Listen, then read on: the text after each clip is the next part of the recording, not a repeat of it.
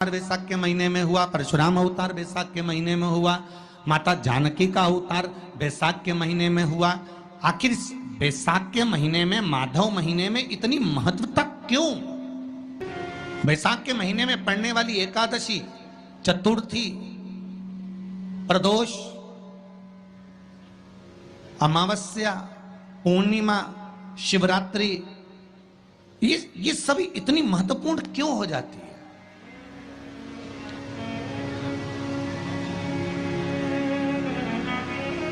इसकी महत्वता इतनी प्रबल क्यों हो जाती है? किस लिए? क्योंकि वैशाख का जो महीना पड़ता है, सूर्य की संपूर्ण तपन, सूर्य देव अपने पूर्ण तेज के साथ में, पूर्ण तेज के साथ में मृत्यु लोक के निवासियों पर, चाहे जलचर हो, थलचर हो, वायुचर हो, चाहे जो जीव हैं, उस पर जब किरण फेंकते हैं तो संसार का जो मनुष्य है उस पर जब ताप पड़ता है तो ताप पड़ने के कारण उसके मुख से भगवान का नाम निकल ही जाता है, स्मरण नाम निकल ही जाता है। जब उसके मुख से भगवान का नाम निकलता है तो वो भगवान की शरणागति खुद ग्रहण कर लेता है स्वयं। कितना सुंदर कहा है। जब जिंदगी बहुत संघर्ष में चल रही हो, बहुत दुख का जीवन चल रहा हो, बहुत कष्ट का जीवन चल रहा हो, बहुत कष्टमय जीवन चल रहा हो, तब शमी के 5 पत्ते, शमी के 5 पत्ते एक दुर्वा के साथ, एक अक्षत चावल का एक दाना, वो भी हल्दी में भिंगोया हुआ हो या केसर में भिंगोया हुआ हो,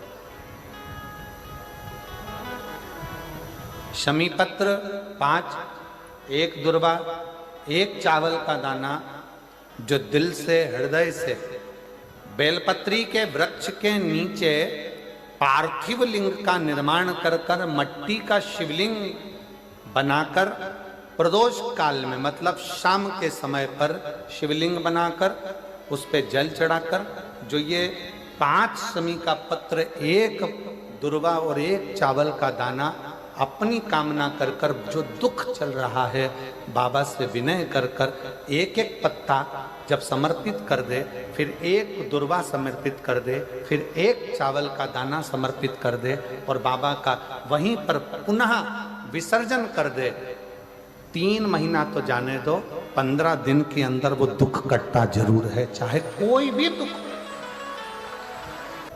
किसी भी तरह का दुख क्यों हो।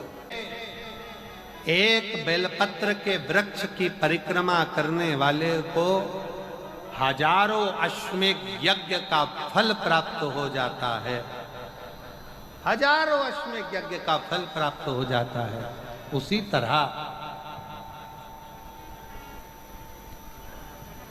तरह एक पार्थिव लिंग का निर्माण करने वाले को, मिट्टी का शिवलिंग का निर्माण कर कर पूजन करने वालों को 12 ज्योतिर्लिंग के शिवलिंग के दर्शन का पुण्य फल प्राप्त। 2 जल व्यक्ति के जीवन को बदलते। कितने जल? जम के बोलो जरा। 2 जल। एक देवाधिदेव महादेव के लिए भरा गया 1 लोटा जल, और दूसरा है स्वयं के लिए भरा गया 1 लोटा जल। यहाँ पर अगर बुजुर्ग मेरी माताएं बैठी होंगी, मेरी जीजियां बैठी हैं, मेरे जीजा बैठे हैं, बुजुर्ग जितनी माताएं बैठी हैं, वो पुराने समय का अगर लेख उठाकर देखेंगे तो पुराने समय के लोग भोजन करने बैठते थे ना, तो भोजन करने से पहले अपने पानी के लोटे को भरकर, अपना गिलास भरकर बैठते थे। किसी ने देखा है कि नहीं देखा? जम के बोलो जरा, देखा है आप लोगों ने? पुराने समय के लोग जब भोजन करने बैठते थे, पुराने समय के लोग जब भोजन करने बैठते थे तो अपना पानी का गिलास, अपना पानी का लोटा पहले भरकर, आसन लग जाता था, बहू आसन लगा देती थी, बहू खाना बना देती थी, घर की पत्नी खाना बना देती थी, भोजन बना देती थी, घर के लोग भोजन दे देते थे। थाली कोई भी लगा कर ला के दे, थाली कोई सजा कर ला कर दे, पर घर का जो व्यक्ति खाना खाने बैठता था, भोजन करने बैठता था, वो अपना पानी स्वयं भर कर बैठता था।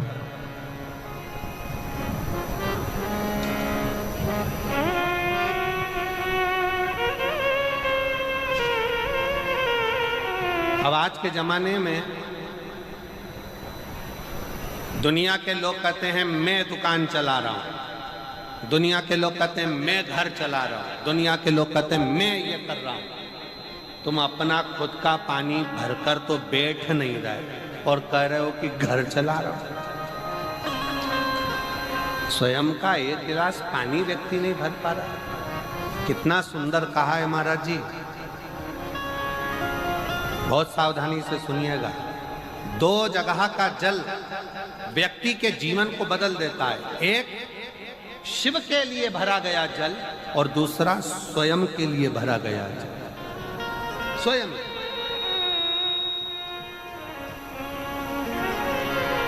शंकर के मंदिर में जा रहे हो, एक लोटा जल अपने घर से भरकर लेकर चले जाओ और अपने घर में जब तुम भोजन करने बैठ रहे हो, जब तुम रोटी खाने बैठ रहे हो, भोजन करने बैठ रहे हो, भोजन ग्रहण करने बैठ रहे हो, जब तुम भोजन को ग्रहण करने के लिए बैठ रहे हो, तब अपने घर में जब तुम भोजन ग्रहण करने बैठ रहे हो तो एक लोटा जल या एक गिलास पानी भर कर बैठो। बहू अच्छी है, पानी भरेगी, मना नहीं है। बेटा अच्छा है, पानी भरेगा, मना नहीं है। पोता अच्छा है, पोती अच्छी है, नाती अच्छा है, पंती अच्छा है, घर में सब अच्छे हैं। तुम्हारी पत्नी भी अच्छी है, तुम खाना खाओगे तो वो पानी ला कर दे देगी। तुम्हारी बहू भी अच्छी है, तुम भोजन करोगे तो वो पानी ला कर दे देगी। तुम्हारा परिवार का हर व्यक्ति अच्छा है, तुम्हारा कहना मानता है। तुम जीमने बैठोगे, भोजन करने बैठोगे तो वो पानी ला कर देगा। पर शिव पुराण की कथा कहती है, जो व्यक्ति भोजन करते समय अपना जल स्वयं भर कर बैठता है, उसकी जिंदगी में से 3 रोग समाप्त हो जाते हैं। कितने रोग समाप्त हो जाते हैं? 3। पहला, अपना जल स्वयं भर कर बैठने वाले के घुटने का कभी भी डॉक्टर उसके घुटने बदलने का बोलेगा ही नहीं, घुटना बदल ही नहीं सकता। स्वयं का जल भर कर बैठे। दूसरे नंबर पर, जिसकी रीढ़ की हड्डी में कमर से लेकर कंधे तक जिसकी हड्डी में दर्द होता हो, या जो सुबह सुबह सोकर उठता हो और उसके कंधे दुखते हो या पीठ दुखती हो। दूसरे नंबर का रीढ़ की हड्डी का दर्द। और तीसरे नंबर का, डॉक्टर को दवाई खा खा कर परेशान हो गए और आधा सिर का रोग, भुकुटी, ये भौएं दुखती हो, सिर दुखता हो, ये कान के पास का दर्द होता हो, तो अपना भोजन करते समय अपना पानी स्वयं भर कर बैठो। आपको ये 3 रोग से मुक्ति अपने आप मिलना प्रारंभ हो, अपने आप।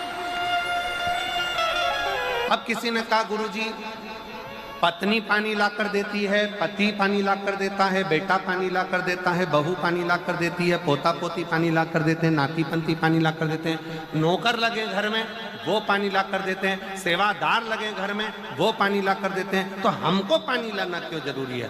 तो अग्नि पुराण में वर्णन आता है कि जो घर में पानी जिस मटके में भरते हो, जिस हंडे में भरते हो, जिस बाल्टी में भरते हो, जिस टंकी में पानी भरते हो, पीने का पानी जिस हंडे में, मटके में, बल्टोई में, जिस गगरे में तुम भरते हो, वो स्थान पितरों का स्थान रहता है। जब हम पानी भरकर भोजन करने बैठते हैं तो हमारे पितर भी उस स्थान पर आकर निश्चित जगह पर बैठते हैं, और जब हम भोजन ग्रहण करते हैं तो हमारे पितरों के भाव का आशीर्वाद हमारे ऊपर पड़ जाता है, जिससे हमारे 3 दर्द समाप्त हो। स्वयं भरो, स्वयं।